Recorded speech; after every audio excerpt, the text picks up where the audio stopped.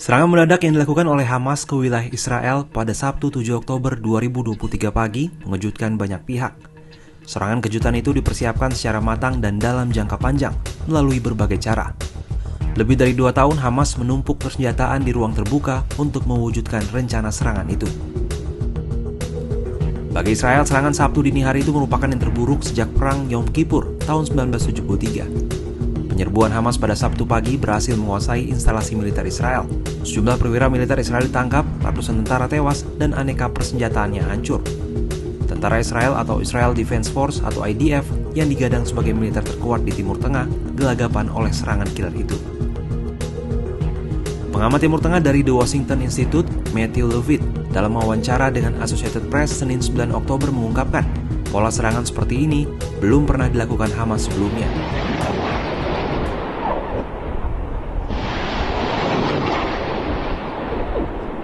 Hamas has never carried out an attack like this before. It's been known for suicide bombings targeting buses and cafes.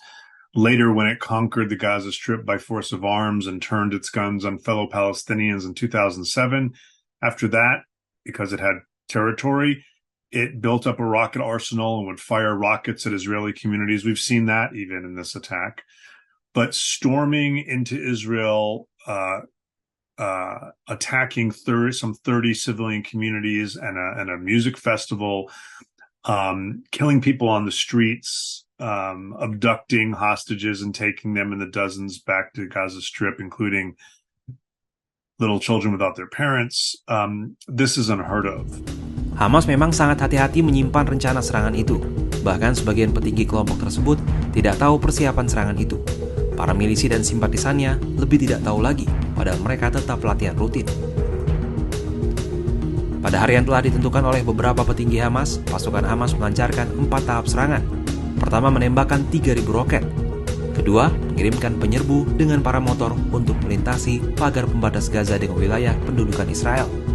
Ketiga, mengirimkan pasukan darat untuk mendukung penyerbu udara dan mempertahankan wilayah yang direbut dari pasukan Israel.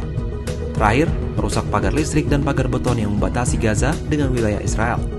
Perusakan dengan aneka peledak itu diikuti upaya pelebaran celah di antara pagar. Celah itu dimanfaatkan untuk menambah pasukan darat dari Gaza ke Israel. Untuk menyembunyikan persiapannya, Hamas antara lain membangun permukiman palsu. Permukiman itu dijadikan lokasi latihan perang. Hamas berlatih mendarat dengan para layang, menyerang pos pertahanan, dan aneka taktik lain. Meski tetap rutin menyiarkan agitasi perang, Hamas mengesankan sibuk soal isu ekonomi. Selain itu, Hamas juga mengelabui dengan konsisten mengupayakan hak warga Gaza bekerja di luar wilayah yang dikurung rapat Israel. Sumber Reuters di Badan Keamanan Israel mengakui Badan Intelijen dan Keamanan Israel tertipu. Israel merasa izin kerja kepada warga Gaza bisa melunakkan keinginan perang.